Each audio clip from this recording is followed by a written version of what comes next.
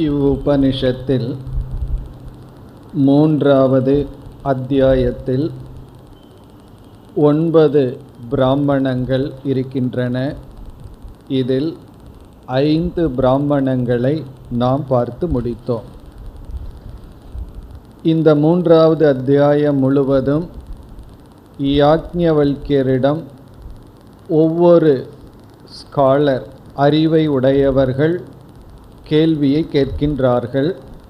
காரணம், யார் பிரம்மோத்யக வேதத்தை அறிந்தவர்களோ அல்லது பிரம்மத்தை அறிந்தவர்களோ அவர்கள் பசுக்களை எடுத்து செல்லலாம் என்று ஜனகர் கூற, யாக்ஞவல்கியர் அதை எடுத்து செல்லும் பொழுது யாக்ஞவல்கியருக்கு யோக்கியதை இருக்கின்றதா என்று ஒவ்வொரு ஆச்சாரியார்கள் கேள்வி கேட்கின்றார்கள். அதில் 8 பேர் கேள்வி கேட்க இருக்கின்றார்கள். ஆனால் இங்கே 9 செக்ஷன் இருக்க காரணம், ஒருவர் இருமுறை கேள்வி கேட்பதனால். இவ்விதம் 5 பகுதிகளை பார்த்து முடித்தோம். அதில் முதல் 3 பகுதிகள் உபாசனையாக இருந்தது அல்லது வேல்யூஸ். பிறகு நமக்கு வேதாந்த பரமாக வந்தது. இனிமேல் மேலும் வேதாந்த சம்பந்தமான விசாரம் இருக்கின்றது. இப்பொழுது 6வது பகுதிக்கு போகின்றோம். 6வது செக்ஷன் 3வது அத்தியாயத்தில். முதலில் படிப்போம். அதகைனம் கார்கீம் வாசக்னவி பப்ரச்ச யாக்ஞவல்க்யேதி கோவாச்ச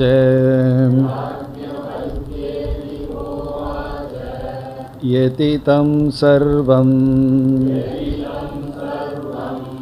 அப்சு ஓதம் ச ப்ரோதம் ச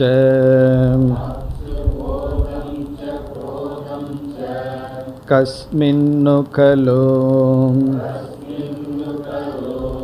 ஆப ஓதாஸ்ச ப்ரோதாஸ்சேதி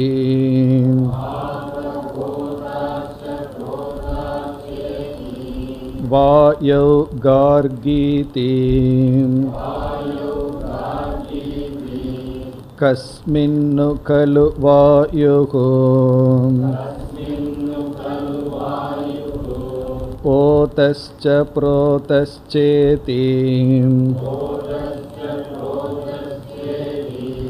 அந்தரிக்ஷலோகேஷு கார்கீதி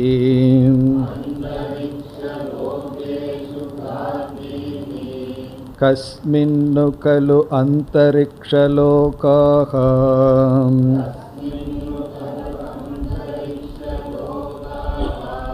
ஓதாஸ்ச ப்ரோதாஸ்சேதி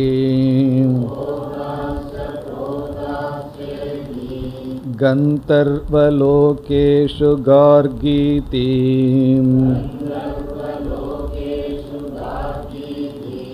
கஸ்மின்னு கலு கந்தர்வலோகாः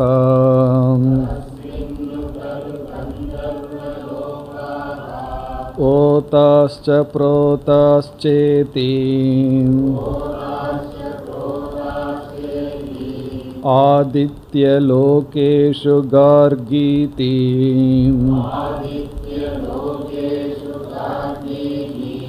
கஸ்மின்னு கலு ஆதித்யலோகாः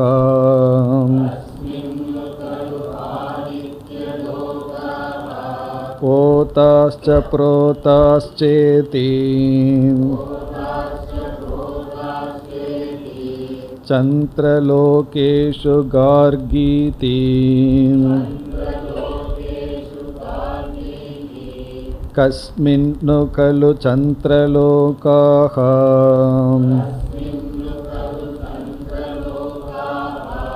ஓதாஸ்ச ப்ரோதாஸ்சேதி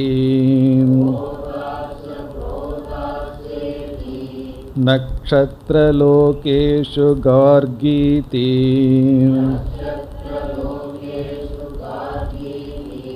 கஸ்மின்னு கலு நக்ஷத்ரலோகாः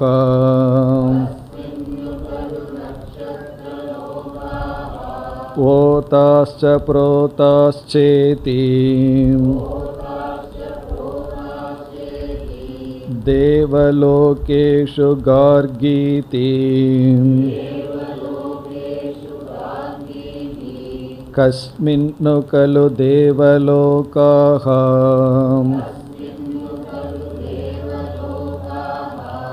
ஓதாஸ்ச புரோதாஸ்சேதி இந்திரலோகேஷு கார்கீதி கஸ்மின்னு கலு இந்திரலோகாஹ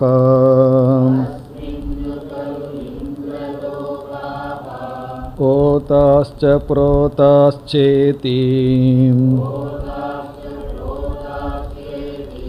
பிரஜாபதிலோகேஷு கார்கீதி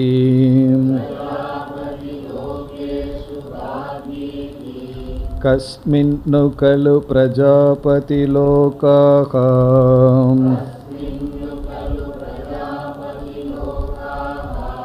ஓதாஸ்ச புரோதாஸ்சேதி பிரம்மலோகேஷு கார்கீதி கஸ்மின்னு கலு பிரம்மலோகாஹ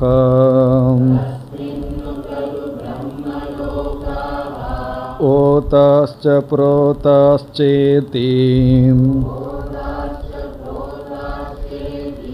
சகோவாச்ச கார்கீ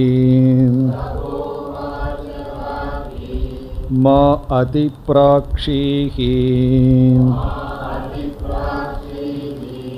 மா தே மூர்தா வியபததே அனதிப்ரஷ்ஞாம் வை தேவதாம் அதிப்ரிச்சசி கார்கீம்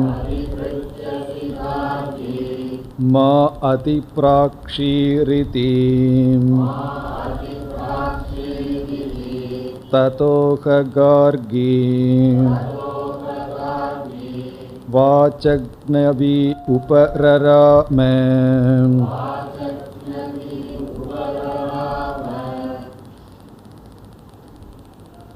இந்த ஆறாவது பிராமணத்திற்கு கார்கி பிராமணம் என்பது பெயர். கார்கி பிராமணம். காரணம், இங்கு கேள்வி கேட்க வருபவர் கார்கி என்ற ஒரு பெண். கார்கி. இந்த கார்கி மீண்டும் வந்து ஒரு கேள்வி கேட்கப் போகின்றாள். ஆகவே இந்த 8 ஸ்காலரில் 2 முறை கேள்வி கேட்பவர்கள் கார்கி. அதில் முதல் முறையாக கார்கி என்பவள் யாக்ஞவல்கியரிடம் இக்கேள்வியை கேட்கின்றாள். இந்த பிராமணம் இந்த ஒரே ஒரு மந்திரத்துடன் கூடியுள்ளது. ஆகவே ஒரு மந்திரத்தை கொண்ட ஒரு பிராமணம் இது. இனி இங்கு என்ன கேட்கப்படுகிறது என்று பார்ப்போம். இதற்கு முன் சாக்ஷாத் அபரோக்ஷாத் பிரம்ம சர்வாந்தரக என்ற ஒரு சொல் சொல்லப்பட்டது. அந்த சர்வாந்தரக என்ற சொல்தான் இனிமேல் விளக்கப்பட இருக்கின்றது. ஆகவே இங்கு கேள்வியானது சர்வாந்தரக என்ற சொல்லை பற்றிய விளக்கம். இப்போ கார்கிக்கு சந்தேகம் வந்து சர்வாந்தரக என்ற சொல்லை கேட்டவுடன் வந்துள்ளது. அந்த சந்தேகத்தின் அடிப்படையில் இங்கு கேள்வி வர அதனுடைய விளக்கம் வர இருக்கின்றது. சென்ற 2 பிராமணத்திலும், அதாவது 4, 5 இந்த 2 பிராமணத்திலும் சர்வாந்தரகங்கிற சொல் வந்தது. அதனுடைய விளக்கம்தான் இனிமேல். இந்த 6, 7, 8 இந்த 3 பிராமணங்களும் படிப்படியாக விளக்கம் கொடுக்க இருக்கின்றது. ஒரு பிராமணத்திற்கு அடுத்த பிராமணத்துக்கு ஒரு கனெக்ஷன் இருக்கும். இப்போ இந்த பிராமணம் வந்து சர்வாந்தரகங்கிற தத்துவத்தில் ஒரு ஸ்டெப் வரைக்கும் போகும். இதனுடைய தொடர்ச்சி 7வது பிராமணம், அதனுடைய தொடர்ச்சி 8வது பிராமணம். ஆகவே 6, 7, 8 இந்த 3 பிராமணங்களும் சர்வாந்தரக என்ற தத்துவத்தை விளக்க இருக்கின்றது. இனி என்ன விளக்கம் என்று இப்பொழுது பார்ப்போம். ஆந்தரக என்ற சொல்லுக்கு உள்ளே இருத்தல் என்பது பொருள். ஏற்கனவே நம்ம சர்வாந்தரகங்கிறதுக்கு பொருள் சுருக்கமாக பார்த்துருக்கோம். மேலும் இங்கு 3 கேள்வி வருவதனால் இந்த சொல்லானது மிக நல்ல முறையில் விளக்கப்படுகின்றது. ஆந்தரகன உள்ளே இருப்பது. பொதுவாக ஆந்தரக உள்ளே இருத்தல்ங்கிறதுக்கு எப்படி புரிஞ்சிருக்கோம்? சாதாரணமான அர்த்தம், பானை இருக்கின்றது, பானைக்குள் நீர் இருக்கின்றது. அப்போ நம்ம என்ன சொல்லலாம்? ஜலம் கடஸ்ய ஆந்தரக, ஆந்தரம் வர்த்ததே, பானைக்குள் ஜலமானது உள்ளே இருக்கிறது. இதுதான் சாதாரண அர்த்தம். உள்ளே இருக்குன்னா என்ன? அதற்குள்ளே இருக்கு. இப்போ நம்மெல்லாம் இந்த ஹாலுக்குள்ளே இருக்கோம், ஆந்தரக, நம்மெல்லாம் அந்தரம் உள்ளே இருக்கோம். அதே போல் நம்மெல்லாம் சென்னைக்குள்ளே இருக்கோம் அப்படின்னு சொல்லி ஒரு இடத்தை கூறி அதற்குள் நாம் இருக்கின்றோம். அதைத்தான் ஆந்தரம் அப்படின்னு சொல்லுவோம். ஆனால் இந்த இடத்தில் சர்வாந்தரக அப்படிங்கிற இந்த இடத்தில் ஆந்தரகங்கிறதுக்கு முற்றிலும் வேறான பொருள். ஒன்றுக்குள் இருப்பதுங்கிற பொருள் அல்ல. பிறகு இங்கு ஆந்தரம் என்றால் ஒன்றினுடைய சாரம் அப்படின்னு அர்த்தம். ஒன்றுக்குள் இருப்பது ஆந்தரம்ங்கிற அர்த்தம் இல்லாமல் ஒன்றினுடைய சாரம், எசன்ஸ் அப்படின்னு அர்த்தம். அப்படி பார்க்கையில் பானையினுடைய ஆந்தரம் என்ன, பானைக்குள் என்ன இருக்கிறது அப்படின்னு கேட்டால் முதல் சொன்னதுபடி தண்ணீர் சொல்லலாம். இப்பொழுது நம்ம பார்த்த அர்த்தம் பானைக்குள் இருப்பது என்ன அப்படின்னு கேட்டால் மிருத், களிமண் அப்படின்னு சொல்லணும். இரண்டாவது அர்த்தம். முதல் அர்த்தம் பானைக்குள் என்ன இருக்குன்னா தண்ணீர், அதான் சாதாரண அர்த்தம். ஆனால் இந்த இடத்துல பானைக்குள் என்ன இருக்கு அப்படின்னு சொன்னால் பானையினுடைய எசன்ஸ் என்ன, பானையினுடைய சாராம்சம் என்ன. சப்போஸ் அந்த பானை தங்கத்தில் ஆயிருந்ததுன்னா பானைக்குள்ளே என்ன இருக்குது அப்படின்னா பானைக்குள் தங்கம் இருக்கின்றது. ஒரு சின்ன பானையை நம்ம இடத்துல காட்டி இது 25,000 ரூபாய்ன்னு சொன்னால் நம்ம உடனே என்ன கேட்போம்? பானைக்குள்ளே என்ன இருக்குது? அதுவும் வெறும் பானையை காட்டி 25,000 ரூபாய்ன்னு சொன்னால் பானைக்குள்ளே தங்கம் இருக்கிறதுனால இவ்வளவு விலை அப்படின்னு சொல்லுவோம். அப்போ கடஸ்ய ஆந்தர தத்துவம் மிருத் அல்லது ஸ்வர்ணம். அது தங்கத்தில் செய்யப்பட்டிருந்தால் ஸ்வர்ணம், களிமண்ணில் செய்யப்பட்டிருந்தால் மிருத். இப்படி இங்கு ஆந்தரம் அப்படிங்கிறதுக்கு மூல காரணம் என்பது பொருள். மூல காரணம். இப்போ சர்வ ஆந்தரம் அப்படின்னு சொன்னால் அனைத்திற்கும் மூல காரணம் என்ன? சர்வாந்தரக அப்படின்னா அனைத்திற்கும் மூல காரணம். இப்போ பிரம்ம சர்வாந்தரக, ஆத்மா சர்வாந்தரக அப்படின்னு சொன்னால் நம்ம என்ன அர்த்தம் புரிஞ்சுக்கிறோம்? இந்த ஆத்மா அல்லது பிரம்மன் அனைத்துக்கும் மூல காரணமாக இருக்கிறது. ஆகவே சர்வாந்தரக என்பது ஆத்ம தத்துவத்திற்கு, பிரம்ம தத்துவத்திற்கு கொடுக்கப்படுகின்ற ஒரு லட்சணம். இப்போ இந்த லட்சணம்தான் இந்த 3 பிராமணங்களில் விளக்கப்பட இருக்கின்றது. அப்போ இந்த 3 பிராமணத்தினுடைய சாராம்சம் என்ன என்றால் ஆத்மாவுக்கு அல்லது பிரம்ம தத்துவத்திற்கு கொடுக்கப்பட்ட சர்வாந்தரகங்கிற லட்சணத்தினுடைய விளக்கம் அதுதான் வர இருக்கின்றது. இப்போ இந்த சர்வாந்தரகன மூலம் அப்படின்னு பார்த்தோம். சர்வாந்தரகங்கிற சொல்லினுடைய அர்த்தம் அனைத்துக்கும் மூலம், ஆதாரம்னு பார்த்தோம். இப்போ அனைத்துக்கும் அப்படின்னா என்ன? சர்வம்னா என்ன? நாம் பார்த்து அனுபவிக்கின்ற அனைத்து. இப்போ நாம் பார்த்து அனுபவிக்கின்ற அனைத்துக்கும் மூல காரணம்தான் ஆந்தரம்னு சொல்கிறோம். அந்த ஆந்தரத்தை எப்படி நாம் கண்டுபிடிப்பது? இப்போ ஒரு ஷர்ட் இருக்கு, அதை காட்டி இதனுடைய ஆந்தரம் என்ன, இதனுடைய மூலம் என்ன அப்படின்னு காட்டா நம்ம உடனே என்ன சொல்லுவோம்? இந்த ஷர்ட் எப்படி வந்தது அப்படின்னு கேட்டால், கடையிலிருந்து நான் துணி வாங்கிட்டு வந்தேன், துணியிலிருந்து இது வந்தது. அப்போ ஃபஸ்ட்டு ஷர்ட்டினுடைய சட்டையினுடைய முதல் ஆந்தரம் துணின்னு சொல்லுவோம். சரி, துணி தான் எங்கிருந்து, இந்த கடையில் இருப்பவன் துணியை எங்கிருந்து வாங்கி வந்தான் அப்படின்னு சொன்னால், அவன் எந்த இடத்துல நெய்கிறார்களோ அங்கிருந்துன்னு சொல்லுவான்.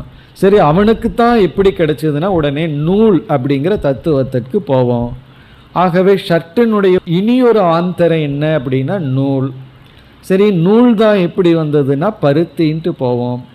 காட்டன் எப்படி வந்ததுன்னு சொன்னால் பூமியிலிருந்து வந்ததுன்ட்டு போவோம்.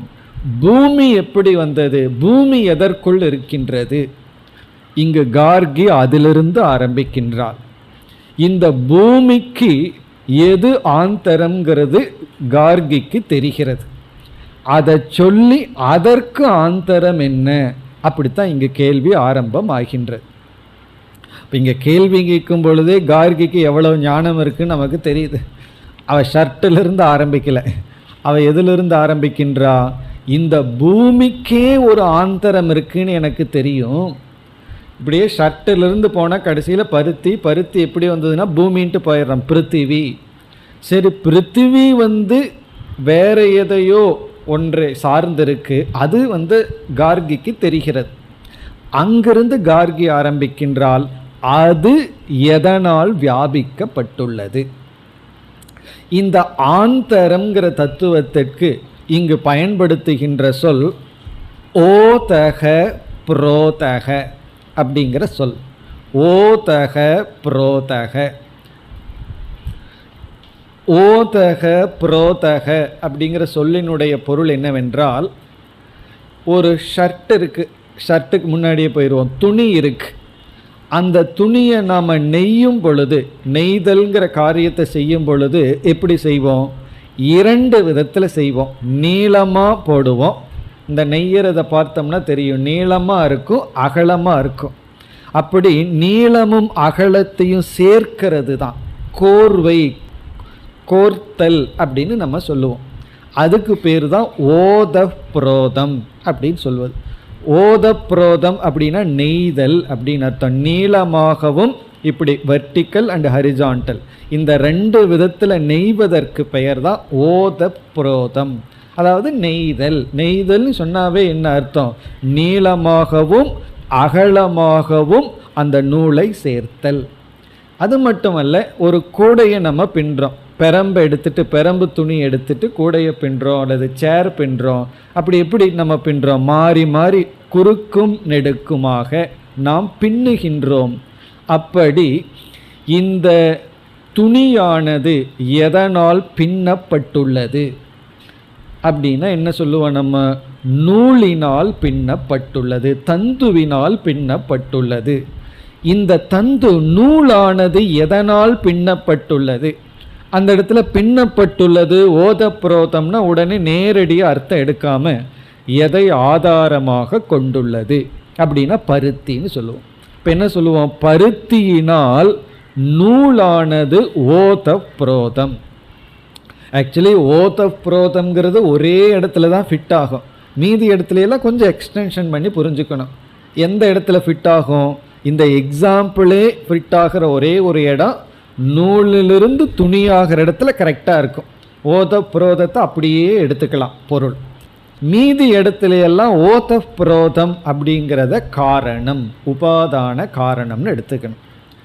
எப்படி நூல் துணியாக ஓத புரோதமாகி துணியானது, துணி ஓத புரோதமாக சட்டைக்கு இருக்கின்றது.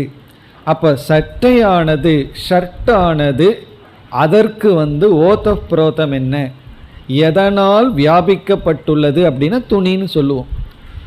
துணி எதனால் சேர்க்கப்பட்டுள்ளது அப்படின்னா நூல்னு சொல்லுவோம்.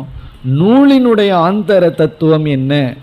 நூல் எதனால் பின்னப்பட்டுள்ளது, வியாபிக்கப்பட்டுள்ளது, நெய்யப்பட்டுள்ளது அப்படின்னா பருத்தி. பருத்தி எதனால் நெய்யப்பட்டுள்ளது அப்படின்னா பூமி. பூமி எதனால் நெய்யப்பட்டுள்ளது? அது கார்கிக்கு தெரிகின்றது, ஜலம், ஆபக. இனி இந்த ஜலம் எதனால் வியாபிக்கப்பட்டுள்ளது?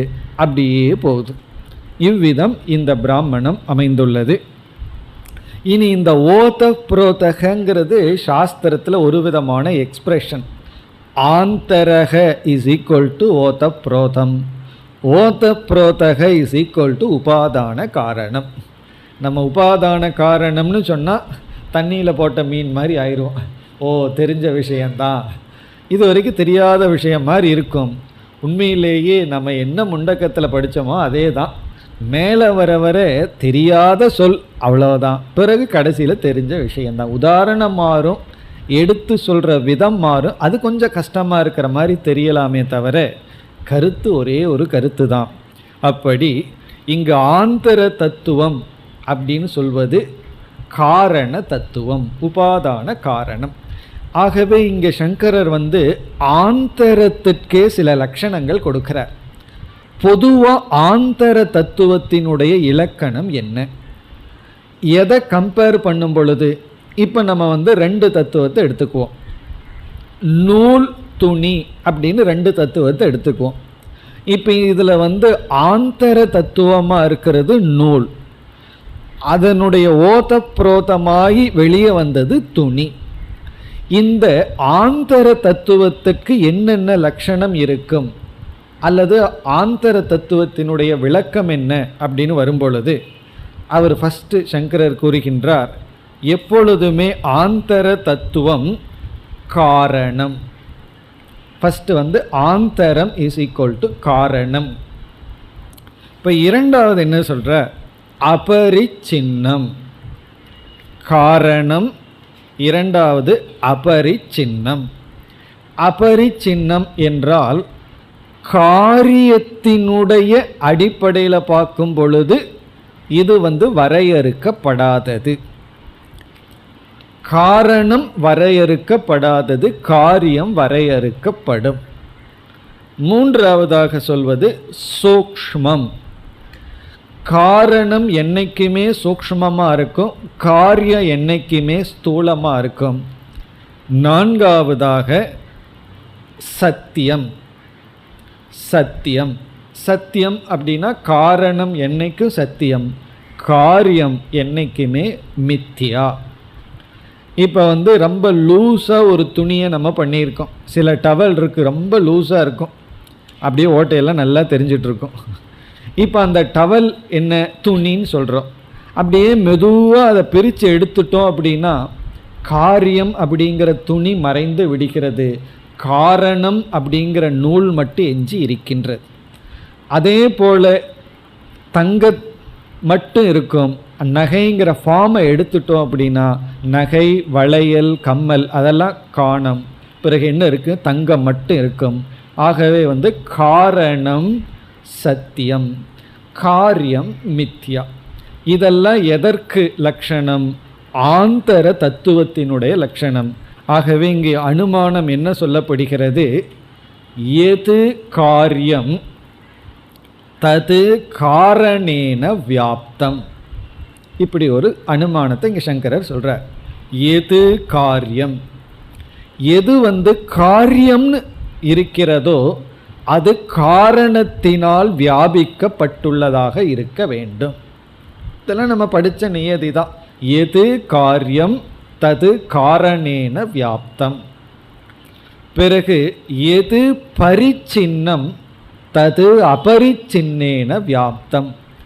எது வரையறுக்கப்பட்டுள்ளதோ அது வரையறுக்கப்படாததினால் வியாபிக்கப்பட்டிருக்க வேண்டும். எது வரையறுக்கப்பட்டுள்ளதோ அது வரையறுக்கப்படாத தத்துவத்தினால் வியாபிக்கப்பட்டிருக்க வேண்டும். பிறகு எது ஸ்தூலம் தது சூக்ஷ்மேன வியாப்தம். எது ஸ்தூலமாக இருக்கோ அது சூக்ஷ்மத்தினால் தான் வியாபிக்கப்பட்டிருக்க வேண்டும். இதெல்லாம் ஒரே பிரின்சிபல் தான், நம்ம பார்த்த லட்சணம்தான். எது ஸ்தூலமாக இருக்கோ அது கண்டிப்பாக சூக்ஷ்மத்தினால தான் வியாபிக்கப்பட்டிருக்க வேண்டும். இனி அப்படியே சொன்னோம்னா எது மித்யா தது சத்தியேன வியாப்தம்.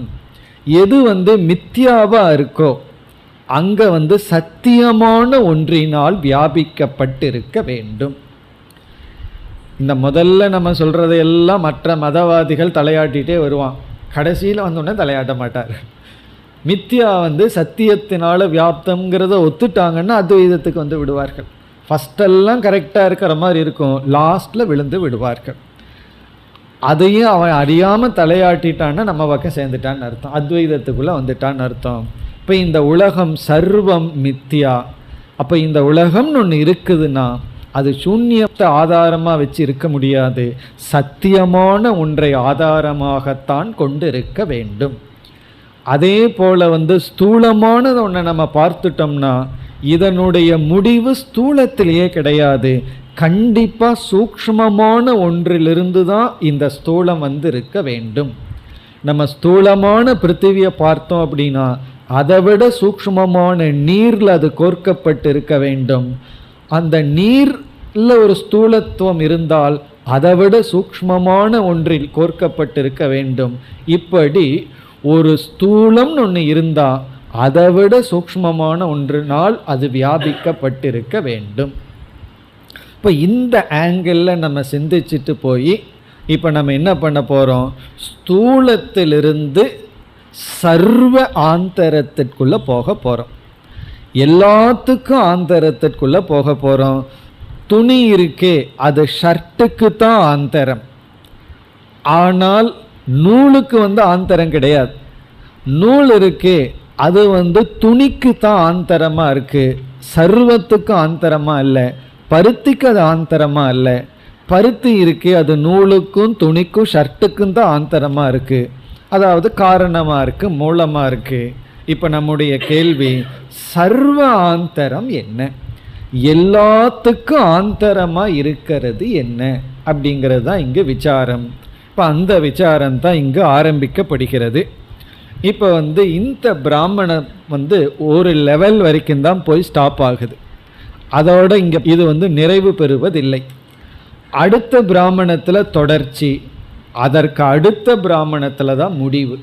இப்படி இந்த சர்வாந்தர விசாரம் இந்த 6வது பிராமணத்தில் ஆரம்பித்து 8வது பிராமணத்தில் போய் முடிய போகின்றது.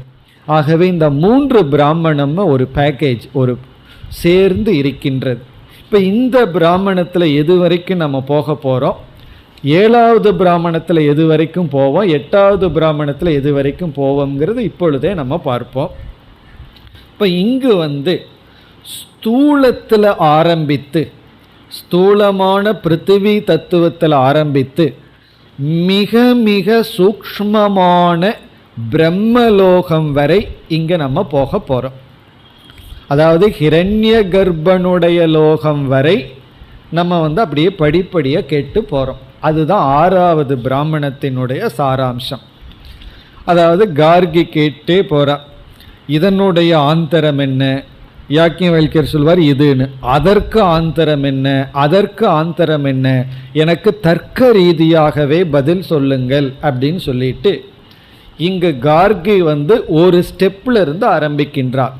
அதாவது ஆப்பகங்கிற தத்துவத்திலிருந்து ஆரம்பிக்கின்றார். அப்படியே ஆரம்பிச்சுட்டே போய் சூக்ஷ்மமான லோகம் வரை போக போகிறோம். அதாவது ஜட வஸ்துவிலேயே ஸ்தூலம் சூக்ஷ்மம் சூக்ஷ்மதரம்ட்டு போயிட்டுருக்கு. அப்படி ஜட வஸ்துவிலேயே மிக மிக சூக்ஷ்மமாக இருக்கிறது பிரம்மலோகம். கிராஸாக இருக்கிறது மேக்சிமம் ரிஃபைன்மெண்ட் வரைக்கும் நம்ம போக போகிறோம். அது இந்த பிராமணத்தில் அவ்வளோதான் போகிறோம். அதற்கு மேலே கார்கியை யாக்கியவல்யர் பயமுறுத்திடுறார், இதுக்கு மேலே நீ கேள்வி கேட்டால் உன் தலை வெடிச்சு போகும்னு சொல்லிடுறார். அதனால் கார்கி பேசாமல் போயிடுறார், அதோடு இங்கே நிற்கிது. ஆகவே 6வது பிராமணத்தில் சூக்ஷ்ம லோகம் வரை நம்ம போகிறோம். அவ்வளோதான் இதில் நம்ம பார்க்க போகிறோம். இனி 7வது பிராமணத்தில் என்ன செய்ய போகிறோம், அடுத்த பிராமணத்தில் எப்படி எக்ஸ்டென்ஷன் ஆக போகுது, அது 3 பார்த்தா தான் நமக்கு அது ஃபுல் பிக்சர் கிடைக்கும். அடுத்ததில் என்ன வரப்போகுதுன்னு சொன்னால், இந்த மிக மிக சூக்ஷ்மமான பிரபஞ்சத்திற்கு யார் ஆதாரம் அப்படின்னு கேள்வி வரும் பொழுது அந்த கேள்விக்கான பதில் இங்கு இல்லை, அடுத்த பிராமணத்தில் வரப்போகுது. அது ஹிரண்ய கர்ப்ப தத்துவம் அப்படின்னு சொல்லி சூத்திரம்ங்கிற தத்துவத்திற்கு ஆரம்பம் ஆகும். இது 7வது பிராமணம். உடனே 7வது பிராமணத்திலேயே சூத்திரத்தினுடைய ஆந்தரம் என்ன அப்படின்னு சொல்லும் பொழுது அந்த 7வது பிராமணத்தில் நம்ம பார்க்க போகிறது அந்தர்யாமி என்ற தத்துவம். அதனால தான் 7வது பிராமணத்திற்கு அந்தர்யாமி பிராமணம்னு பெயர். ஆகவே அந்தர்யாமி அப்படிங்கிற தத்துவம் அங்கு விளக்கப்படுகிறது. இதில் ஹிரண்ய கர்ப்பனிலிருந்து ஈஸ்வரனுக்கு போயிடுறோம். அந்தர்யாமினா ஈஸ்வரன். ஆகவே நமக்கு ஈஸ்வரனுடைய பிரமாணம், ஈஸ்வரனுடைய பெருமை அதெல்லாம் நமக்கு 7வது பிராமணத்தில் கிடைக்க போகுது. இப்போ 6வது பிராமணம் அழகாக கார்கி பிராமணம்னு பேர் வச்சாச்சு. சிலர் ஓத புரோத பிராமணம்னு பேர் கொடுக்கிறார்கள். ஏன்னா ஓத புரோதகங்கிற வார்த்தை வருது. ஆகவே இந்த 6வது பிராமணம் என்ன ஆகுதுன்னா ஸ்தூலத்திலிருந்து ஆரம்பித்து சூக்ஷ்மமான மெட்டீரியல் வரைக்கும் போகுது. சூக்ஷ்மமான மெட்டீரியல் வரைக்கும் போகுது. மெட்டீரியல்லிருந்து கான்சியஸ் பிரின்சிபிளுக்கு 7வது பிராமணம். அந்த கான்சியஸ் பிரின்சிபிள் அறிவு தத்துவம் இருக்கே அது ஹிரண்ய கர்ப்பனிலிருந்து ஆக்சுவலி ஹிரண்ய கர்ப்பனும் விளக்கப்பட்டு ஈஸ்வரனும் விளக்கப்படுகிறது. ஆனால் முக்கியமாக ஈஸ்வர தத்துவம் அந்தர்யாமி தத்துவம் தான் எங்கு விளக்கப்படுகிறது? 7வது பிராமணத்தில் விளக்கப்படுகிறது. பிறகு 8வது பிராமணம் மறுபடியும் அங்கே கார்கி பிடிச்சிட்றா யாக்ஞவல்கியர. 8வது பிராமணத்தில் அந்தர்யாமியினுடைய ஆந்தரம் என்ன அப்படின்னு ஒரு கேள்வி வரும் பொழுது அங்கு நிர்குண பிரம்ம தத்துவம் வருகின்றது. அது அக்ஷர பிராமணம். அங்கே நிர்குண பிரம்மத்திற்கு அக்ஷரங்கிற பெயர் வருகிறது. ஆகவே 8வது பிராமணம் அக்ஷர பிராமணம். இப்போ நமக்கு எதற்குள்ளே போக ஆரம்பிச்சிருக்கிறோம்னு இப்போ புரியும். இல்லை அப்படின்னா புரியாது. ஏற்கனவே முதல்ல எங்கே இருக்கோம்? பிருகதாரண்யத்துக்குள்ளே இருக்கோம். ஏற்கனவே ஒரு காட்டுக்குள்ளே இருக்கோம். இனி ஒரு காட்டுக்குள்ளே வேற போக போகிறோம். அப்படி இந்த 3 பிராமணம் இந்த மாதிரி டெவலப் பண்ண இருக்கின்றது. அதாவது இந்த பிராமணத்தில் சூத்திரம் வரைக்கும் போவோம். சூத்திரத்துக்கு போகல, சூத்திரம் இருக்கிற லோகம் வரைக்கும் போகிறோம் 6வது பிராமணத்தில். 7வது பிராமணம் அந்தர்யாமி பிராமணம். அதுலேயும் சில பிரசித்தமான மந்திரங்கள்லாம் இருக்குது. பிறகு 8வது பிராமணத்திலையும் சில அழகான மந்திரங்களெல்லாம் நம்ம பார்க்க போகிறோம். அதில் அக்ஷர பிராமணம்னு சொல்லி அக்ஷர தத்துவம், அந்தர்யாமிக்கும் ஆதாரமாக இருக்கிற அக்ஷர தத்துவம். இப்படி கார்கி பிராமணம், அந்தர்யாமி பிராமணம், அக்ஷர பிராமணம். 8வது பிராமணத்துக்கு ஏன் அக்ஷர பிராமணம்னு பேர்னா அங்கே மீண்டும் கார்கியை வந்துடுறான். அதனால் அங்கே அந்த சப்ஜெக்ட் மேட்டரினுடைய அடிப்படையில் பெயர் வருகிறது. இனி நம்ம இந்த பிராமணத்தினுடைய சாராம்சத்தை அல்லது கருத்தை இப்பொழுது பார்ப்போம். அதகைனம் கார்கி. அத அப்படின்னா சென்ற பிராமணத்திற்கு பிறகு, அதாவது சென்ற பிராமணத்தில் இருப்பவர் விலகி கொண்டதற்கு பிறகு, யாக்ஞவல்கியர் பதில் சொன்னதற்கு பிறகு அவர் விலகி கொண்டார். சென்ற பிராமணர் ரொம்ப முக்கியம்னு பல கருத்தை பார்த்தோம். அதற்கு பிறகு ஏனம் யாக்ஞவல்கியரிடம், இவரிடம் கார்கி, கார்கி என்ற பெயருடைய ஒரு பெண், அவளுக்கு இனி ஒரு பெயர் வாச்சக்னவி. வாச்சக்னவி அப்படிங்கிறது கார்கிக்கு இனி ஒரு பெயர். வச்சக்னு அப்படிங்கிறவருடைய மகள், வச்சக்னு அப்படின்னு ஒருவர், அவருடைய மகள் தான் கார்கி. ஆகவே வச்சக்னு என்பவருடைய மகளான வாச்சக்னவி என்ற கார்கி என்ற ஒரு பெண் பப்ரச்ச இந்த கேள்வியை கேட்கின்றாள். என்ன கேள்வி? யாக்ஞவல்கேதிகோ வாச்ச. ஹே யாக்ஞவல்கிய, என்று யாக்ஞவல்கியரை அழைத்து கேட்கின்றால், எதிதம் சர்வம், எது இதம் சர்வம். இந்த இடத்துல இதம் சர்வம் என்ற சொல் பிருத்திவி தத்துவம். நாம் பார்த்து அனுபவிக்கின்ற இந்த ஸ்தூலமான பிருத்திவி தத்துவம் கார்கிக்கு இந்த பிருத்திவி தத்துவத்தினுடைய காரணம் தெரிகிறது. என்ன காரணம்? எதிலிருந்து இந்த பிருத்திவி தத்துவம் வந்துள்ளது? அப்சு ஓதம் ச புரோதம் ச. அப்சுன நீர் தத்துவத்தினால் கோர்க்கப்பட்டுள்ளது, பின்னப்பட்டுள்ளது, வியாபிக்கப்பட்டுள்ளது. இந்த பிருத்திவி தத்துவம் நீர் தத்துவத்தினால் வியாபிக்கப்பட்டுள்ளது, பின்னப்பட்டுள்ளது. காரணம் என்னன்னா, அந்த நீர் அப்படியே நீர் தான் அப்படியே என்னாகின்றது? பிருத்திவியாக மாறுகிறது. நம்ம ஏற்கனவே பார்த்துருக்கோம், தத்துவபோதத்துல எல்லாம் படித்த கருத்து தான். ஆகாஷாத் வாயுஹு வாயோர் அக்னிஹி அக்னேகாப்பக அத்ய பிருத்திவி. ஆகவே முதல்ல ஆகாச தத்துவம் வந்தது. ஆகாசத்திலிருந்து வாயு, வாயு தத்துவத்திலிருந்து தேஜக அக்னி, அக்னியிலிருந்து நீர், நீரிலிருந்து பிருத்திவி.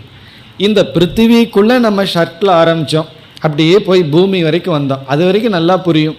பூமியிலிருந்து நீர், அது சாஸ்திரத்தினுடைய அடிப்படையில் புரிஞ்சுக்கிற, கொஞ்சம் சிந்திச்சாலும் நமக்கு புரியும். காரணம் என்ன அப்படின்னா, சூக்ஷ்மத்திலிருந்து ஸ்தூலம் வர வேண்டும். ஆகவே நீருங்கிற திரவத்திலிருந்து இந்த சாலிட் ஆப்ஜெக்ட் நமக்கு வருகிறது. அதனால தான் பார்த்தோம் அப்படின்னா, அந்த உப்பு தண்ணி இருக்கிறதுல பார்த்தோம் அப்படின்னா, அந்த தண்ணீர் ஓடி ஓடியே அங்கே இதாயிரும், உப்பு வந்துடும். காரணம் என்ன? அந்த நீரில் ஓட ஓட அந்த நீரே திருடமாக மாறிவிடும். இப்போ எப்படி நீர் ஐஸ் ஆகும்போது அது சாலிட் ஆகுதோ, அதே போல் இந்த நீருங்கிற தத்துவம். அதை இங்கு கார்கி கூறுகின்றால், சர்வம் அப்சு ஓதம் ச புரோதம் ச. அது அவளுக்கு தெரிகிறது. நீரில் இந்த பிருத்திவியானது கோர்க்கப்பட்டுள்ளது. அப்படின்னா என்ன? இந்த பிருத்திவி ஸ்வகாரணி, தனக்கு காரணமான ஆபக என்ற தத்துவத்தில் கோர்க்கப்பட்டுள்ளதுன்னா, இந்த பூமிக்கு காரணம் அல்லது ஆந்தரம் நீர். உடனே கேள்வி கேட்கின்றால், கஸ்மின்னு கலு. இப்பொழுதுதான் கேள்வி.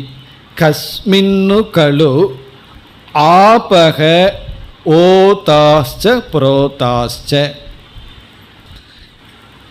எதில் இந்த நீரானது கோர்க்கப்பட்டுள்ளது? இந்த நீருக்கு காரணம் என்ன அப்படிங்கிறது கேள்வி. இப்போ இந்த இடத்துல உபனிஷத் ஆர்டர் படி போகணுங்கிற அவசியம் இல்லை. ஏன்னா நமக்கு இங்கே முக்கியம் என்னென்னா, கடைசியில் அந்த அக்ஷரம்தான், அதுக்கு வழியாக போகணும். அதுக்கு சில ஸ்டெப்ஸ், அவ்வளவுதான். ஆகவே இங்கு பதில் சொல்கின்றார், வாயு கார்கி இதி. அக்னியை விட்டுட்டு நேராக வாயுவுக்கு போயிட்டார். நம்ம அக்னியை சேர்த்து அக்னி எதனால் கோர்க்கப்பட்டுள்ளதுன்னா உடனே வாயுன்னு எடுத்துக்கொள்ளலாம். வாயு தத்துவத்தில் என்று இங்கு பதில் சொல்கின்றார். உடனே கார்கி சும்மா இருப்பாளோ? என்ன கேட்கின்றால், கஸ்மின்னு கழு வாயுகு ஓதக புரோதக. இந்த வாயு எதனால் வியாபிக்கப்பட்டுள்ளது? அந்தரிக்ஷ லோகேஷு கார்கி இதி. அந்தரிக்ஷம் ஆகாசங்கிற ஒரு லோகத்தில், ஒரு தத்துவத்தில். இந்த இடத்துல ஒரு லோகத்தை சொல்றார். அந்தரிக்ஷங்கிறது மிக சூக்ஷ்மமான லோகம். உடனே கேட்கின்றால், கஸ்மின்னு கலு அந்தரிக்ஷ லோகாக ஓதஸ்ச புரோதஸ்ச கந்தர்வலோகேஷு கார்கி இதி. கந்தர்வலோகம். இனிமேல் இப்படியே நம்ம பார்த்துட்டு வந்தோம்னா, உடனே கந்தர்வலோகம் எதனால் வியாபிக்கப்பட்டுள்ளது? ஆதித்ய லோகம். ஆதித்ய லோகத்திற்கு பிறகு அப்படியே சந்திரலோகம், இப்படியே வரிசையாக வருது. சந்திரலோகம், நக்ஷத்திரலோகம், தேவலோகம், இந்திரலோகம், இப்படியே பிரஜாபதி லோகம்னு அப்படியே வரிசையாக வந்துட்டுருக்கு. இதனுடைய தத்துவம் என்ன அப்படின்னு சொன்னால், நம்ம ஒரு கிராஸ் ஆப்ஜெக்டை வச்சுட்டு, ரா மெட்டீரியலை வச்சுட்டு ஒரு ப்ராடக்ட் பண்ணுவோம். பிறகு என்ன பண்ணுவோம்? அந்த ப்ராடக்டே கொஞ்சம் ரிஃபைன் பண்ணுவோம். பிறகு அந்த ப்ராடக்டை மறுபடியும் ரிஃபைன் பண்ணுவோம். அதுக்கு ஒரு எக்ஸாம்பிள் வேண்டும்னு சொன்னால், பால் அப்படிங்கிற ஒரு தத்துவத்தை எடுத்துக்கிறோம். அதை எடுத்துகிட்டு என்ன செய்கிறோம், தயிர் அப்படின்னு ஒன்று பண்ணுறோம். அதுவும் கூட ரொம்ப பேர்த்துக்கு ஒழுங்காக பண்ண தெரியாது, அதுவும் கூட இப்படியோ பண்ணுறோம்னு வச்சுக்குவோமே. அதற்கு பிறகு என்ன பண்ணுறோம், அதே தயிரை எடுத்துட்டு உடனே வெண்ணெய் அப்படின்னு ஒன்று பண்ணுறோம். அதே வெண்ணெய் எடுத்துட்டு நெய் அப்படின்னு ஒன்று பண்ணுறோம். இப்போ என்ன ஆகுது அப்படின்னா, ஒரே ஒரு மூலப்பொருளை விதவிதமாக மாடிஃபை பண்ணிகிட்டே வர்றோம். உடனே நம்ம என்ன கேட்கலாம், இந்த நெய் எதிலிருந்து வந்தது அப்படின்னு சொன்னால் வெண்ணெய்ன்னு சொல்லலாம். வெண்ணெய் எதிலிருந்து வந்தது அப்படின்னு சொன்னால் தயிர்னு சொல்லலாம். தயிர் எதிலிருந்து வந்ததுன்னா பால்னு சொல்லலாம். எல்லாமே ஸ்தூலமாக இருந்தாலும் ஒன்றினுடைய ப்ராடக்டாக இருக்குது. அப்படி ஒவ்வொரு லோகங்களும் கூட பூதங்களினுடைய சூக்ஷ்மமான அதிசூக்ஷ்மமான பூதங்களினுடைய மாறுபாடாக இருக்கிறதுனால இங்கே சில லோகங்கள் எல்லாம் கூறப்பட்டு இந்த லோகம் எதனால் வியாபிக்கப்பட்டுள்ளது என்றெல்லாம் சொல்லப்பட்டுள்ளது. இப்போ அதெல்லாம் முடிச்சுட்டு இப்போ நம்ம கடைசி வரைக்கும் வர்றோம். கடைசியில் என்ன ஆயிருக்கு, எது வரைக்கும் வந்திருக்கோம், பிரம்மலோகேஷு கார்கி. இந்த பிரஜாபதி லோகம் எதனால் வியாபிக்கப்பட்டுள்ளது அப்படின்னா பிரம்மலோகேஷு அப்படிங்கிற வரைக்கும் வந்துட்டோம். கடைசிக்கு 2 வரைக்கும் முன்னாடி வந்துட்டோம். பிறகு கஸ்மின்னு கலு பிரம்மலோகாக ஓதஸ்ச புரோதஸ்ச. இந்த பிரம்மலோகமே எதனால் வியாபிக்கப்பட்டுள்ளது. அதாவது இந்த இடத்துல கிராஸ் ஆப்ஜெக்டிலிருந்து சட்டில் ஆப்ஜெக்ட் வந்தோம். சட்டிலஸ்ட் அதிசூக்ஷ்மமான தத்துவத்திற்கு வந்துட்டோம். இந்த அதிசூக்ஷ்மத்திற்கு சூக்ஷ்மம் என்ன அப்படின்னு கேள்வி வரும் பொழுது, இந்த பிரம்மலோகமே எதனால் வியாபிக்கப்பட்டுள்ளது, இந்த பிரம்மலோகத்திற்கு ஆதாரம் என்ன. இப்போ இதோட மேட்டருங்கிறது ஓவர். இந்த மேட்டர்லிருந்து அறிவு தத்துவத்திற்கு வர வேண்டும். இப்போ அந்த இடத்துல யாக்ஞவல்கியர் பதில் சொல்ல மறுக்கின்றார். என்ன பதில் சொல்றார், சகோவாச்ச கார்கி. சக யாக்ஞவல்கியர் கார்கி கிட்ட சொல்றார், மா அதிப்ராக்ஷீஹி. மா அதிப்ராக்ஷீஹினா அதிக பிரசங்கத்தனமான கேள்வியை கேட்காத அப்படின்னு அர்த்தம். இந்த அதிப்பிரசங்கித்தனம் அதிக பிரசங்கின்னு சொல்கிறோமே அதுதான். மா அதிப்ராக்ஷிகி, உன்னுடைய லிமிட்டை நீ தாண்டாத அப்படின்னு சொல்லி கொஞ்சம் பயமுறுத்துறார். பதில் சொல்கிறதுக்கு பதுவாக இந்த பிரம்மலோகம் எதில் வியாபிக்கப்பட்டு எதனால் ஓதக புரோதகன்னு கேட்டால் நீ அதிக பிரசங்கித்தனமாக கேள்வி கேட்காத. அவ சொல்கிறா இல்லை நான் பிடிவாதமாக கேட்பேன் அப்படின்னு சொன்னால் உடனே பயமுறுத்துறார். மாத்தே மூர்தா வியபத்து அப்படின்னா என்னன்னா, உன்னுடைய தலை வெடிச்சிடக்கூடாது, இதுக்கு மேலே கேட்டீங்கன்னா உன்னோட தலை வெடிச்சிரும் அப்படின்னு சொல்கிறார். உடனே ஏன் இவ்விதம் நான் சொல்கிறேன்னு சொல்லி யாக்ஞவல்கியர் விளக்கம் கொடுக்கிறார். நான் ஏன் இந்த மாதிரி சொல்கிறேன், உன்னுடைய கேள்விக்கு பதில் சொல்ல விரும்பலை அப்படின்னு சொன்னால் அதற்கு யாக்ஞவல்கியருடைய பதில், அனதி பிரஷ்ஞாம் வை தேவதாம் அதிப்ரிச்சசி கார்கி. அதாவது இங்கே என்ன தாத்பரியம் அப்படின்னு சொன்னால், நீ கார்கி நீ என்ன பண்ணுற, தர்க்க ரீதியாகவே என்னிடம் இதுவரைக்கும் கேட்டு வந்தேன், தர்க்க பிரமாணத்தின் மூலமாகவே நானும் பதில் சொல்லிட்டு வந்தேன். ஹிரண்ய கர்ப்ப தத்துவத்தை பற்றி இப்பொழுது நீ தர்க்க ரீதியாக புரிந்து கொள்ள முயற்சி செய்கின்றாய். அப்படின்னு என்ன, அனுமான பிரமாணத்தின் மூலமாக ஹிரண்ய கர்ப்ப தத்துவத்தை விளக்க சொல்கின்றாய். அது என்னால் முடியாது. ரொம்ப முக்கியமான இடம். அதாவது வேதாந்தத்துக்கும் சயின்ஸுக்கும் உள்ள வேற்றுமை இந்த இடத்துல தான் நமக்கு தெரிகிறது. சாமிஜி அடிக்கடி வேதாந்தா இஸ் நாட் சயின்ஸ்னு ஏன் சொல்கிறார்கள் அப்படிங்கிறதுக்கு பிரமாணம் இந்த இடம் இருக்குது. எப்படி என்றால், நம்ம தர்க்க ரீதியாக ஒரு மேட்டர் வரைக்கும் தான் போக முடியும். மேட்டர்லேருந்து கான்சியஸ் பிரின்சிபலுக்கு தர்க்க ரீதியாக போக முடியாது. அதைத்தான் இங்கே யாக்ஞவல்கியர் கூறுகின்றார்.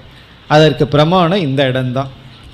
இங்கே என்ன சொல்கிறார், அனதி பிரஷ்னியாம் தேவதாம் அதிப்ரிச்சசி கார்கி அப்படின்னு சொன்னால், தர்க்க பிரமாணத்துக்கு அப்பாற்பட்டு இருக்கின்ற விஷயத்தை நீ தர்க்க பிரமாணத்தில் தெரிந்து கொள்ள முயற்சிக்கின்றாய்.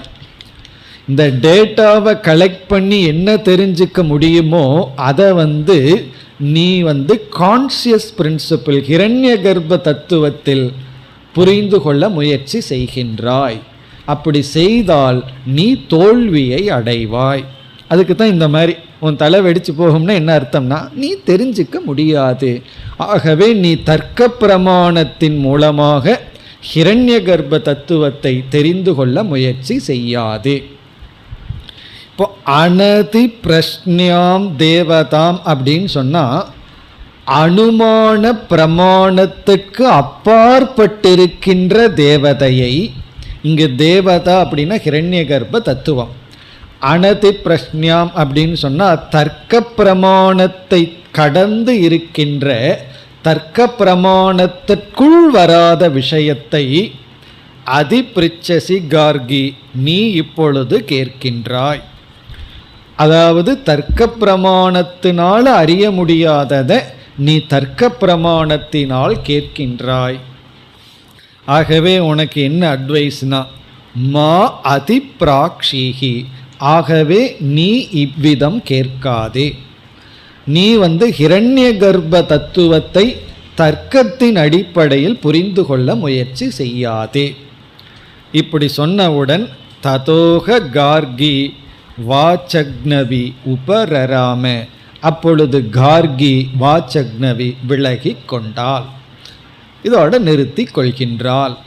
காரணம் என்ன, இவள் தர்க்கத்தின் அடிப்படையிலேயே கேள்வி கேட்டு போய் தர்க்க எங்கு செல்லாதோ அங்கும் தர்க்கத்தை நுழைத்து விட்டால் யாக்கியவல்யர் பதில் சொல்ல மறுக்கின்றார். அப்படின்னு என்ன அர்த்தம், ஒருவர் எனக்கு சயின்டிஃபிக்காக பிரம்மத்தை நிரூபிங்கன்னு சொன்னால் இதுதான் பதில். நீ சயின்டிஃபிக்காக நிரூபிக்க சொன்னால் ஒன்றா உன்னுடைய தலை வெடிச்சிரும் அல்லது என்னுடைய தலை வெடிச்சிரும்னு அர்த்தம். அப்படின்னு என்ன அர்த்தம், முடியாது, விஞ்ஞான ரீதியாக முடியாது. காரணம் என்னென்னா, விஞ்ஞானம்ங்கிறதுக்கு அர்த்தம் என்ன, விஞ்ஞானம்ங்கிறதுக்கு அர்த்தம் அறிவுடைய ஒருவன் ஜடமான ஒரு பொருளை பற்றிய ஆய்வு, ஒரு பொருளை பற்றிய உண்மையான ஆய்வு. இந்த ஒரு கான்சியஸ் பிரின்சிபிள் அனுபவிக்கப்படும் பொருளை பற்றிய உண்மை தன்மையை அறிதல். இப்போ இந்த பொருள் எப்படி ரியாக்ட் பண்ணும், என்னென்ன காம்போனன்ட் இதில் இருக்குது அப்படின்னு ஆராய்ச்சி பண்ணால் அதை கெமிஸ்ட்ரின்னு சொல்கிறோம். இந்த எந்தெந்த பொருளினுடைய சேர்க்கையில் இது உருவாயிருக்குன்னா கெமிஸ்ட்ரின்னு சொல்கிறோம். இந்த பொருள் எப்படி தனக்குள் இருக்கிற மேட்டருக்குள்ள எப்படி தன்னுடைய எனர்ஜியை எக்ஸ்பிரஸ் பண்ணும் அப்படிங்கிற விசாரத்தை நம்ம ஃபிசிக்ஸ்னு சொல்கிறோம். சரி, இந்த பொருள்களை எப்படி சேர்க்கலாம் எப்படி கழிக்கலாம்னா மேத்ஸ்ன்னு சொல்கிறோம். இப்படி நம்முடைய சயின்ஸ் அனைத்துமே ஜடமான பொருள்களினுடைய எக்ஸ்பிரஷன், காம்பினேஷன். அது எப்படி தன்னுடைய சக்தியை வெளிப்படுத்துது, ஒரு மேட்டர் தனக்குள் இருக்கிற சக்தியை எந்த ஃபார்மில் வெளிப்படுத்துதுன்னா ஃபிசிக்ஸ்னு சொல்கிறோம். அதனால தான் ஃபிசிக்ஸுக்குள்ளே போனால் விதவிதமான எனர்ஜி இருக்குது. விதவிதமான எனர்ஜியை நம்ம எலக்ட்ரிக்கல் எனர்ஜின்னு இருக்குது. இப்படி விதவிதமான எனர்ஜியை நம்ம படிக்கிறோம், காம்பினேஷனை படிக்கிறோம், விதவிதமான ரியாக்ஷன்ஸை படிக்கிறோம். இதெல்லாம் என்னன்னா ஒரு ஆப்ஜெக்ட், ஒரு ஸ்தூலமான வஸ்து, அங்கே ஸ்தூலம்னா அது சட்டலாங்க கூட இருக்கலாம், சூக்ஷ்மமான பொருள் தன்னை எப்படி வெளிப்படுத்துது, எப்படி சேர்ந்துள்ளதுங்கிற ஒரு விசாரம். ஆனால் நம்ம வேதாந்தத்தில் எதை நம்ம தெரிஞ்சுக்கிற விரும்புகிறோம் அப்படின்னா, எந்த ஒரு அறிவானது இவைகளையெல்லாம் அறிஞ்சிட்ருக்கோ அந்த அறிவை அடைய நாம் முயற்சி செய்கின்றோம். ஆகவே இங்கே நம்ம சப்ஜெக்ட் மேட்டர் சப்ஜெக்ட் தான் இங்கே சப்ஜெக்ட் மேட்டராக இருக்குது. சப்ஜெக்ட்னு என்ன, மற்ற ஆப்ஜெக்டை அறிகின்ற அறிவு இருக்கே, அந்த அறிவை நாம் ஆராய்ச்சி செய்கின்றோம். இப்போ சயின்ஸ் ரொம்ப முன்னேறி ஒரு உண்மையை கண்டுபிடிச்சிருக்கு. முன்ன சயின்ஸில் கான்சியஸ் பிரின்சிபிள், அறிவு தத்துவத்தை ஏதேதோ விதமாக இருக்கலாம்னு சொல்லி கொண்டு இருந்தார்கள். அதாவது இந்த மாதிரி 2 மேட்டர் சேர்ந்ததுன்னா திடீர்னு அங்கே சைத்தன்யம் வந்துடலாம், அப்படி இருக்கலாம்னு சொல்லி நிரூபிக்காமல், அதை ஹைப்போதெசிஸ்ன்னு சொல்கிறது, நிரூபிக்காமல் இப்படி இருக்கலாம்னு சொல்லி வந்தார்கள். இப்போ சயின்ஸில் ஒரு பெரிய உண்மையை கண்டுபிடித்துள்ளார்கள். அது எந்த உண்மை என்றால், சயின்ஸுக்குள்ள கான்சியஸ்னஸ் அப்படிங்கிறது ஒண்டர், அதிசயம் அப்படின்னு கண்டுபிடிச்சிருக்காங்க. அப்படின்னு என்ன, கான்சியஸ்னஸை பற்றி நம்மால் ஒன்றும் தெரிந்து கொள்ள முடியாது அப்படிங்கிற அளவு முன்னேறி இருக்கு. இதுதான் ரியல் முன்னேற்றம். உண்மையான முன்னேற்றம் என்ன தெரியுமோ, எந்த இதில் நம்மால் முடியாது. ஒரு சிஷ்யன் எப்பொழுது பக்குவம் அடைகிறான் தெரியுமோ, இதுவரைக்கும் என்னுடைய சுய மேதையில் நான் முன்னேறலாம், இனிமேல் என்னுடைய அறிவு பயன்படாது, வேறொரு அறிவை நாடணும். இதுதான் சிஷ்யனுடைய கல்மினேஷன், அவன் அடைய வேண்டிய முதிர்ச்சி. அப்படி சயின்ஸில் என்ன கண்டுபிடிச்சிருக்காங்கன்னா, கான்சியஸ்னஸ்ங்கிறது ஒண்டர், அது அதிசயம், நமக்கு தெரியாத விஷயம். அதுதான் இந்த இடத்துல வருகின்றது. இப்போ யாக்ஞவல்கியர் தேவதா விஷயம், சேதன சுரூபமான ஹிரண்ய கர்ப்ப தத்துவத்திற்கு நீங்கள் வந்தால் அது அனுமான பிரமாணத்தினால அறிய முடியாது. காரணம் என்ன என்றால், எந்த ஒரு அனுமானமுமே பிரத்யக்ஷத்தை சார்ந்து இருப்பது. நம்ம இந்த பிரமாண விசாரத்தில் இண்டிபெண்ட் பிரமாணம் பிரத்யக்ஷம், சுதந்திர பிரமாணம் பிரத்யக்ஷம்.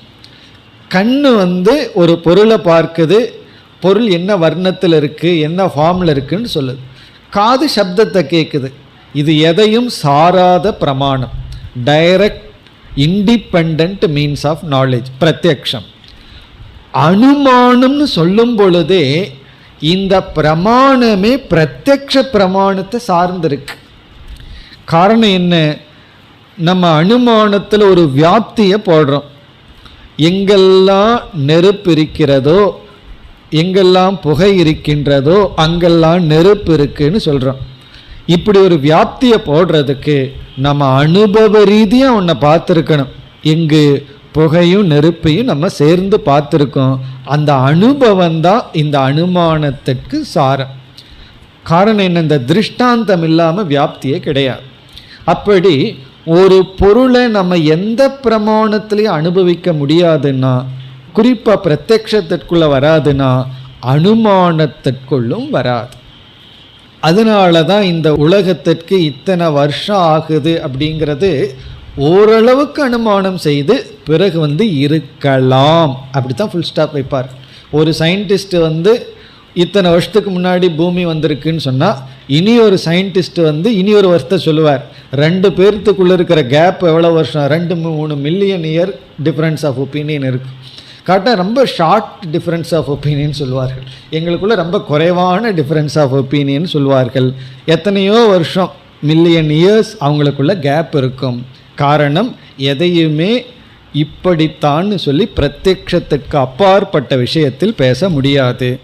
ஆகவே இங்கு சங்கரர் சொல்கிறார், அதாவது ஹிரண்ய கர்ப்ப தத்துவத்திற்குள் நாம் சென்று விட்டால் அந்த தத்துவத்தை ஆகம பிரமாணத்தின் மூலமாகத்தான் அறிய முடியும். ந அனுமான பிரமாணேன. இப்போ எது ஆகம கம்யம் தது அனுமானேன ந மிருக்யம். எது ஆகமத்தினால் அறியப்படுமோ அதை அனுமானத்தினால் தேடக்கூடாது. ந மிருக்யம்னா தேடக்கூடாது. இப்போ எங்கே தொலைச்சமோ அங்கே தேடணும், தெரிஞ்சோ தெரியாமல் அங்கே போய் தேடணும். அதே போல எந்த பிரமாணத்தில் அது பிடிபடுமோ அந்த பிரமாணத்தின் மூலமாக அதை தேட வேண்டும், அதை அறிய முயற்சி செய்ய வேண்டும். ஒரு பொருளினுடைய வர்ணத்தை காதின் மூலமாக தேடக்கூடாது, கண்ணுனெல்லாம் தேட வேண்டும். காதை வச்சுட்டு அது என்ன கலர்னு கண்டுபிடிக்க முடியுமோ, கையை வச்சுட்டு கண்டுபிடிக்க முடியுமோ, அல்லது கண்ணை வச்சுட்டு ஒரு பொருள் எவ்வளவு மென்மையாக இருக்குன்னு கண்டுபிடிக்க முடியுமோ, அந்தந்த அறிவை அந்தந்த பிரமாணத்தின் மூலமாகத்தான் அறிய வேண்டும். இதுவே ஒரு பெரிய அறிவு. இது தெரியாதனால தான் ஒரு பிரமாணத்தை தவறாக பயன்படுத்துகிறார்கள். அதாவது ஞானத்திற்கு மோட்சத்திற்கு என்ன பிரமாணம்னு தெரியாம அந்த பிரமாணத்தை தவிர மற்ற பிரமாணத்திற்குள் சென்று கொண்டு தோல்வியை அடைகிறார்கள். இப்போ இந்த மந்திரம் எப்படி முடிவடைகிறதுன்னு சொன்னால், அனதி பிரஷ்ஞாம் தேவதாம் அதிப்ரிச்சசி கார்கி மா அதி பிராக்ஷிகி. ஆகவே நீ தர்க்கத்திற்குள் கேட்காதே அப்படின்னு முடிவடைகிறது. இப்போ இத்துடன் இந்த பிராமணம் நிறைவடைகின்றது. 6வது பிராமணத்தையும் முடிவு செய்கின்றோம். இந்த 6வது பிராமணத்தினுடைய சாரம் என்ன அப்படின்னா, எது வரைக்கும் நமக்கு வருது? ஸ்தூலமான, ஸ்தூலம்னு சொன்னால் இங்கே ஜடமான, மிக மிக, அதுவே ஸ்தூல பிரம்மத்தை காட்டிலும் மிக மிக சூக்ஷ்மமான ஜட தத்துவத்தோட முடிவடைகின்றது. இனி நாம் 7வது பிராமணத்திற்கு செல்ல வேண்டும். அதனுடைய முகவுரையை இப்பொழுது பார்ப்போம். விளக்கத்தை அடுத்த வகுப்பில் எடுத்துக்குவோம். இந்த 7வது பிராமணம் 23 மந்திரங்கள் கொண்டுள்ளது. 23 மந்திரங்கள். அந்தர்யாமி பிராமணம் என்பது இதற்கு தலைப்பு. அந்தர்யாமி பிராமணம். இப்போ இங்கே என்ன வருகிறது என்றால், ஜடமான தத்துவத்துக்கு, பிரம்மலோகம்ங்கிறது மிக மிக சூக்ஷ்மமானது. அப்படி சூக்ஷ்மமான ஜடமான தத்துவத்துக்கு ஆந்தரம் என்ன அப்படின்னா, அது இங்கு பதில் சூத்திரம், ஹிரண்ய கர்ப்பன் அப்படிங்கிற பதில் வருகிறது. ஏன்னா இவர் ஓத புரோதகங்கிறத விட்டுட்டு டைரக்டாக ஆகமத்தின் ஆதாரமாக இங்கு கேள்வி வருகின்றது. பிறகு அடுத்தது, சரி சூத்திரத்தினுடைய ஆந்தரம் என்ன, சூத்திரத்துக்கு சாராம்சம் என்ன அப்படின்னு வரும்பொழுது அந்தர்யாமி என்ற பதில் வருகிறது. இந்த அந்தர்யாமி தான் இங்கு விளக்கப்பட இருக்கின்றது. அந்தர்யாமி இஸ் ஈக்குவல் டு ஈஸ்வரன். நம்ம எப்படி ஈஸ்வரன் படிச்சிருக்கோம், Brahman plus Maya is equal to Eswaran பார்த்துருக்கோம். அந்த ஈஸ்வரன் தத்துவம் தான் அந்தர்யாமி. அந்த அந்தர்யாமி யாருக்கு ஆதாரம்? ஹிரண்ய கர்ப்பனுக்கு ஆதாரம். அது இந்த பிராமணத்தில் பார்க்க போகிறோம். 23 மந்திரம் கொண்ட இந்த பிராமணத்தில் பார்க்க போகிறோம். பிறகு இந்த பிராமணத்தினுடைய இறுதியிலேயே மீண்டும் நமக்கு மகா வாக்கியம் வர இருக்கின்றது. அதாவது அந்தர்யாமியை வச்சுட்டே மகா வாக்கியம் வர இருக்கின்றது. மகா வாக்கியம்னா நிர்குண பிரம்ம தத்துவம் அல்லது ஜீவ பிரம்ம ஐக்கியமும் வர இருக்கிறது. பிறகு என்னாகும், அடுத்த அக்ஷர பிராமணத்தில் அந்தர்யாமிக்கு எது ஆதாரம்னா அக்ஷரம் என்கின்ற தத்துவம் வர இருக்கின்றது. அடுத்த வகுப்பில் நாம் 7வது பிராமணத்தை பார்ப்போம். ஓம் பூர்ணமத பூர்ணமிதம் பூர்ணாத் பூர்ணமுதச்யதே பூர்ணஸ்ய பூர்ணமாதாய பூர்ணமேவாவசிஷ்யதே. ஓம் சாந்தி சாந்தி சாந்தி.